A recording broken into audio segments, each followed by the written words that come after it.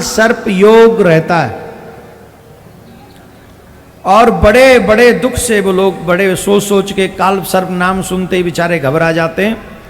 अब क्या होगा, कैसे होगा, अनेकों बातें उनके मन में भय करने लग जाती हैं। तो काल सर्प योग से बचने का आपको कुछ उपाय करना चाहिए। सोमवार के दिन भगवान शिव जी के शिवलिंग पर गंगा जल मिलाकर उस जल से महामृत्युंजय का पाठ किसी ब्राह्मण देव से 108 बार बुलवाकर या 501 बार बुलवाकर या 1100 का जाप करवाकर 7 दिन तक नित्य अभिषेक करने पर, चंदन युक्त धूप प्रदान करने पर, अगर जातक जिसकी कुंडली में काल सर्प योग है वो सोमवार के दिन से प्रारंभ करके 7 दिन तक लगातार इस कार्य को करता है तो उसके काल सर्प योग का जो दोष है भूत भावन भोलेनाथ समाप्त कर देते हैं। दूसरा, चांदी के सर्प का जोड़ा बनवाकर शिवरात्रि को अथवा सोमवार को अथवा नाग पंचमी को दूध में रखकर शिवलिंग पर चढ़ाने से और दूध से अभिषेक करने से इस दोष की निवृत्ति हो जाती है।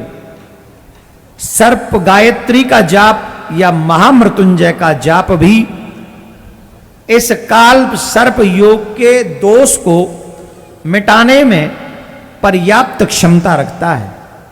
इसलिए हम सभी को भूत भावन भोलेनाथ के इन शुभ कार्यों को कर कर, क्योंकि भूत भावन भोलेनाथ सर्प को अपने गले में धारण करते हैं तो सहज ही काल सर्प योग भी भूत भावन भोलेनाथ के इस प्रयास से समाप्त किया जा सकता है।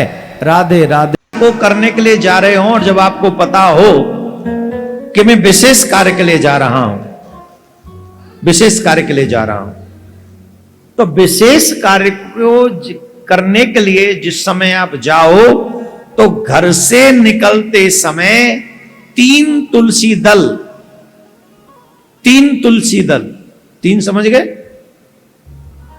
3 तुलसी के दल।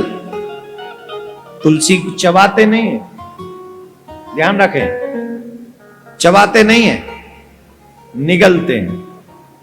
तो चाहे जल के साथ, चाहे जैसे भी तुम्हारी अपनी हिम्मत हो, साहस हो, उस हिसाब से कई लोग ऐसे ही सटक जाते हैं। तो 3 तुलसी दल आप उन्हें अपने कंठ से नीचे उतार कर निकलें। जिस कार्य के लिए आप जा रहे हैं उस कार्य में आपको सफलता प्राप्त होगी। तो ये तीनों उपाय हमने आपको बताए। वैसे उपाय तो बहुत हैं पर ये संसारिक उपाय हैं और इसमें कोई भी तंत्र इन्वॉल्व नहीं है, ध्यान रखें। इसमें कोई, तुलसी दल क्या है? सनातन परंपरा है। दीपक क्या है? सनातन परंपरा है। पृथ्वी का बंधन क्या है? सनातन परंपरा है। अगर सनातनी उपाय चाहते हो तो हम आपको बताएंगे, लेकिन तंत्र का कोई उपाय हम नहीं बताएंगे। इसलिए सनातनी हो तो सनातन परंपराओं पर विश्वास करो। बोलो राधे।